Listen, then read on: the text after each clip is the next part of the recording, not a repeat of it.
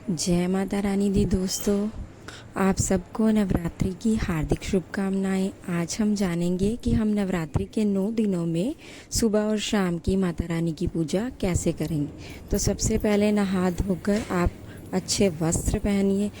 उसके बाद आप मंदिर की सफाई कीजिए। ध्यान रखें कि झाड़ू नहीं लगाना है, सिर्फ पोछे से मंदिर के आगे की सफाई करनी है। तो हमने कल कलश को स्थापित किया, जौ बोए हैं और माता रानी की स्थापना करी है। तो इनको 9 दिन के लिए हमने बिल्कुल भी नहीं हिलाना है, वैसे के वैसे ही 9 दिन तक इनको हमने स्थापित किया है। तो हम ऐसे ही माता रानी की भावपूर्ण तरीके से पूजा करेंगे। उसके बाद हम सबसे पहले तो जो आप माताएं हैं वो इस चीज़ पे ध्यान दें कि उनका जो गला है या उनका जो हाथ है और मांग है वो बिल्कुल भी पूजा करते वक्त सोनी नहीं होनी चाहिए। हाथ में चूड़ी, गले में मंगलसूत्र और मांग में सिंदूर आपके होना चाहिए।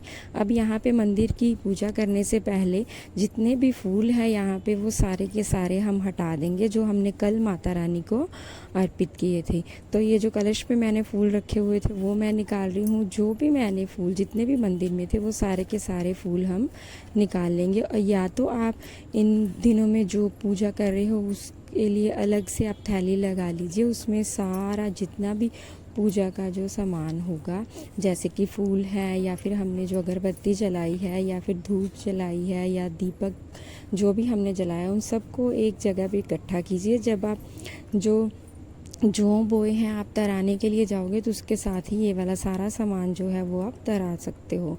तो अभी मैं क्या कर रही हूँ, यहाँ पे जितने भी फूल हैं उन सबको मैं गमले में डाल रही हूँ। इससे जो खाद है वो बन जाएगी, अच्छी खाद बन जाएगी।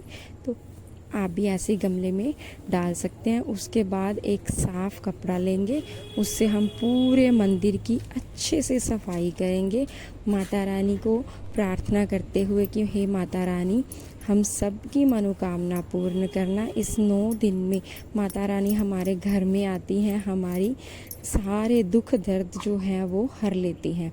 तो यहाँ पे मैंने जो कल जल था जो मंदिर में रखा था वो मैं यहाँ पे उठा रही हूँ। या तो आप इसे गमले में डाल सकते हैं, नहीं तो मैं तो डेली इसको खुद पी लेती हूँ। और जो जल मतलब इसमें और जो है वो भर के रख देती हूँ। तो यहाँ पे हमने साफ़ सफाई कर ली है। उसके बाद हम लेंगे एक लोटे में जल, उससे भावपूर्ण तरीके से हम सभी देवी देवताओं को जिनको हमने स्थापित किया है उनको स्नान करवा देंगे। यहाँ पे मैंने गणेश जी के साथ साथ लक्ष्मी माता की भी स्थापना करी है। मैं हर बार करती हूँ लक्ष्मी माता की स्थापना, तो ऐसे ही अगर आप चाहें तो आप भी कर सकते हैं। देखिए, हमने जो श्रृंगार का सामान माता रानी को चढ़ाया था वो 9 के 9 दिन ऐसे ही यहाँ पे मंदिर में ही रहेगा जैसे आपने पहले दिन रखा है। उसके बाद हम सभी को तिलक कर देंगे। सबसे पहले हम हमारे प्रथम पूज्य गणेश जी को तिलक करेंगे, फिर माता रानी को तिलक करेंगे। उसके बाद मैं माँ लक्ष्मी जी को तिलक कर रही हूँ। फिर हम कलश को तिलक करेंगे, जो हमने स्थापित किया उसकी पूजा करेंगे। उसके बाद जो उस पे नारियल रखा है मैंने उसकी पूजा कर रही हूँ। फिर मैं यहाँ पे जो हमने जो बीजे हैं उनको तिलक लगा रही हूँ। और उसके बाद मैं खुद को तिलक लगा रही हूँ। फिर जो थोड़ा सा मेरी फिंगर पे था उससे मैं अपनी चूड़ियों को तिलक कर रही हूँ, जो मैंने पहनी है कि माता रानी हम मेरा सुहाग जो है वो हमेशा ऐसे ही बनाए रखना और मेरे हाथ जो है ऐसे ही चूड़ियों के साथ भरे रहें। उसके बाद हम दीपक प्रज्वलित कर लेंगे। अग्निदेव को साक्षी मानकर हम दीपक प्रज्वलित कर लेंगे। मैं यहाँ पे धूप जो है वो जला रही हूँ। तो उसके बाद आप क्या कीजिए, अगर आपके पास तो फूल हैं तो आप माता रानी को अर्पित कर दीजिए, और अगर आपके पास फूल नहीं भी हैं तो आप उसके बिना भी पूजा कर सकते हैं। माता रानी सिर्फ आपके भाव देखती हैं, आपका प्रेम देखती हैं उनके प्रति। तो अगर आपके पास कोई पूजा की सामग्री नहीं भी है तो भी आप पूजा कर सकते हैं। तो यहाँ पे अगर आप हवन करती हैं हर रोज़ तो आप कर सकती हैं, लेकिन मैं नवरात्रि के पहले दिन हवन करती हूँ और अष्टमी के दिन हवन करती हूँ। तो आप मेरे चैनल पे हवन का वीडियो जो है वो अवेलेबल है, अगर आप चाहें तो आप जाकर देख सकती हैं। तो यहाँ पे मैंने थोड़े से फूल जो हैं वो कलश पे भी रख दिए हैं, माता रानी के आगे भी रख दिए हैं, और बाकी जो भी मेरे पास थे वो मैंने पूरे मंदिर में रख दिए, क्योंकि माता रानी को लाल पुष्प जो है वो बहुत ज़्यादा प्रिय हैं। तो हम क्या करेंगे कि इनको पूरे मंदिर में रख देंगे कि पूरे मंदिर से गुलाब के फूलों की महक आए और माता रानी का दरबार जो है वो यूं ही महकता रहे। तो उसके बाद मैं यहाँ पे माता रानी की आरती कर लूँगी। आप भी आरती कर सकते हैं। जो दूसरा नवरात्रा है जैसे आज, तो आप उसकी आरती कर लीजिए, नहीं तो आप जिस भी नवरात्र में कर रहे हैं तो माँ के उस स्वरूप की आप आरती करें। मैं यहाँ पे जय अम्बे गौरी जो है वो मैं आरती यहाँ पे गा रही हूँ। उसके बाद मैं माता रानी से प्रार्थना कर रही हूँ कि माता रानी मेरी सारी मनोकामना पूर्ण करें और हमारे घर पे ऐसे ही हर नवरात्रि में माता रानी आपकी पूजा यूं ही होती रहे।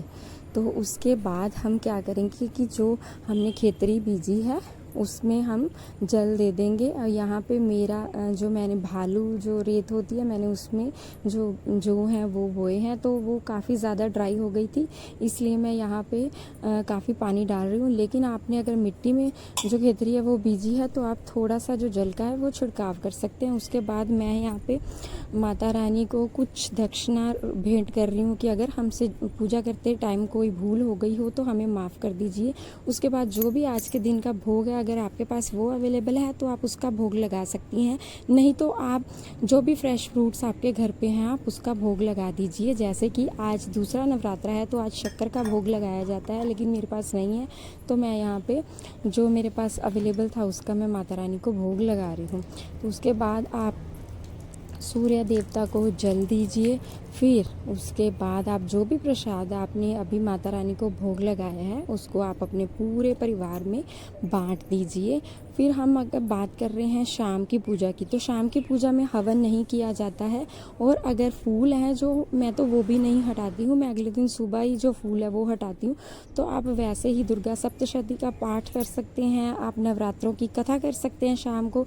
ऐसे ही आप दीप जलाइए, धूप जलाइए, माता रानी की आरती कीजिए और आप घर की दहलीज पे और तुलसी माता के पास दिया जलाइए। शाम को तुलसी माता के पास दिया ज़रूर से जलाना चाहिए और घर की दहलीज पे भी जलाना चाहिए।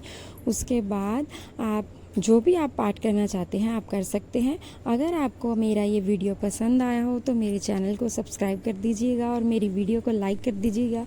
मेरे चैनल पे अगर आप पहली बार आए हैं तो मेरे चैनल को लाइक करके जाइएगा।